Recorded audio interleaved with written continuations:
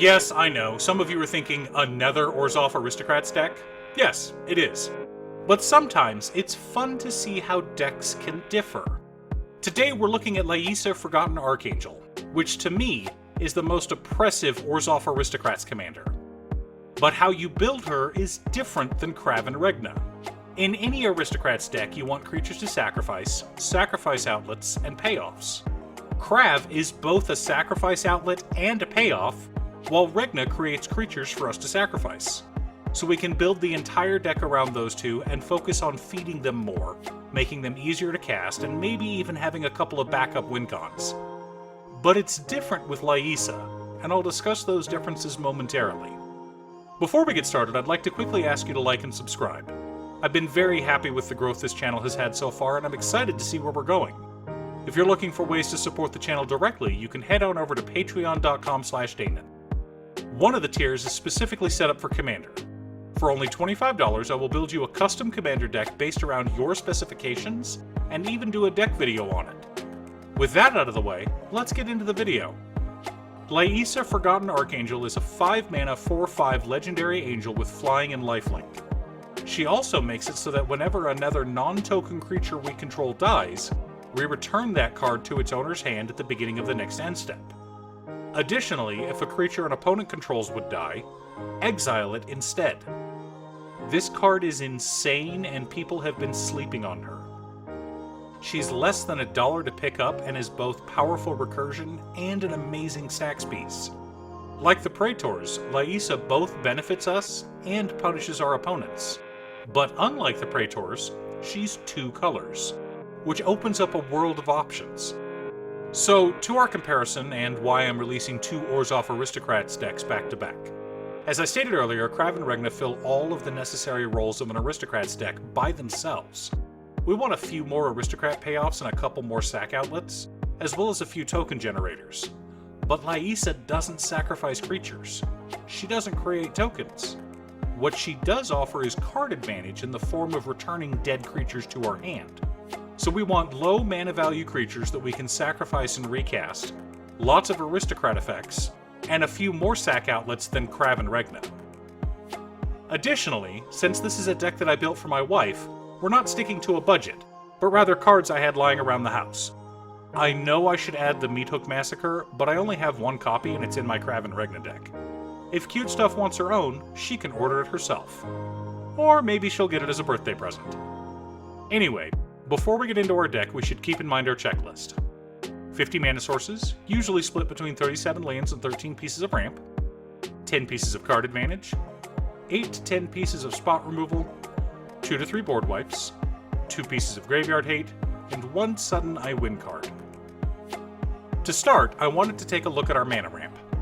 For mana rocks, we're running Soul Ring, Arcane Signet, Talisman of Hierarchy, Orzhov Signet, Marble Diamond, Charcoal Diamond, Mind Stone, Felwar Stone, and Chromatic Lantern.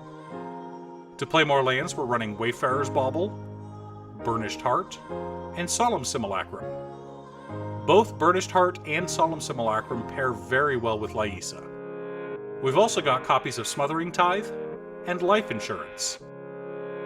For lands, we're running Command Tower, Exotic Orchard, Arid Mesa, Flooded Strand, Polluted Delta, Marsh Flats, Verdant Catacombs, Godless Shrine, Concealed Courtyard, Tainted Field, Silver Quill Campus, Scoured Barrens, Orzhov Guildgate, Shine Shadow Snarl, Forsaken Sanctuary, Snowfield Sinkhole, Goldmire Bridge, Secluded Steppe, Barrenmoor, Myriad Landscape for additional ramp, Evolving Wilds and Terramorphic Expanse for color fixing, 7 Plains, and 7 Swamps.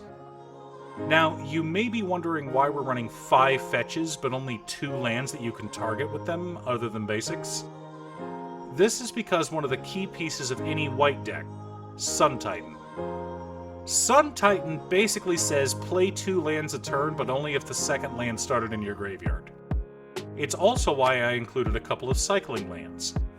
But he's not our only piece of graveyard recursion outside of our commander. We're also running Karmic Guide.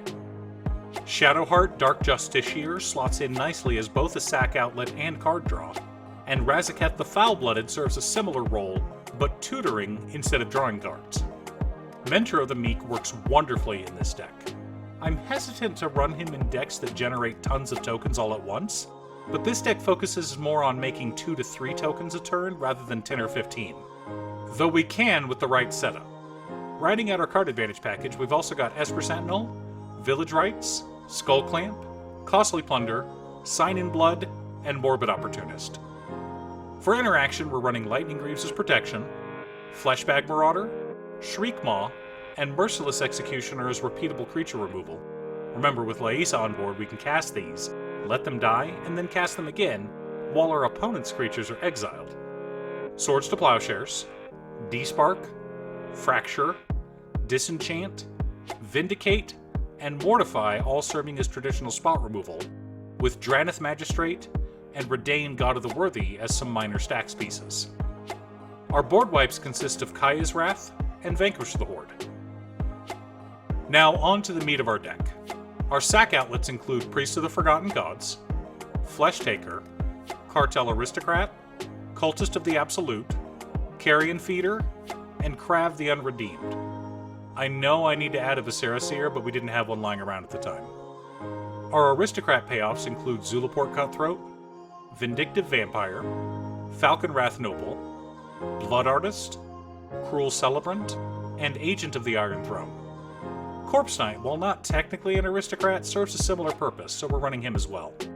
Our token generators include Jadar, Ghoulcaller of Nephalia, Regna the Redeemer, Liliana Dreadhorde General, Ministrant of Obligation, Tithe Taker, Hunted Witness, Field of Souls, and Thalize, Reverent Medium. Finally, to support our deck, we've got Teysa Karlov, Anointed Procession, and Cathar's Crusade as an alternate win con. So how does our deck compare to our checklist? 50 mana sources, split between 36 lands and 14 pieces of ramp, right on target. 12 pieces of card advantage. 10 pieces of spot removal plus 3 stacks pieces. 2 board wipes. 1 piece of graveyard hate in the command zone. No sudden I win cards, but lots of value. The deck is oppressive, grindy, and brutal to play against. Everything my wife loves about playing Commander. And you can see how the deck is different from Krav and Regna. They have similar play patterns, but a lot of the card choices were very different. A card like Hunted Witness wouldn't be very useful in Krav and Regna, but in Liesa, it's something you can cast over and over again, gaining value every time you cast it. Now, as far as upgrades go, I have a Vampiric Tutor and Demonic Tutor that I was going to toss in the deck, but Cute Stuff agreed with me that she needed a lot of practice before adding those into the deck. The problem with tutors is that unless you're very familiar with your deck, or at least your archetype, you don't know what to tutor for. So she wants to practice with the deck for a few months before adding them. Thanks for tuning in. Once again, a huge shout out to my editor Cute Stuff. I couldn't make these videos without her. If you'd like to hire her to edit your own videos, there's a link to her Fiverr page below. I post new Commander deck videos every Monday, Wednesday, and Friday, or you can click here to watch additional videos. Again, thanks for watching, and I'll see you all again next time on Commander by Danon.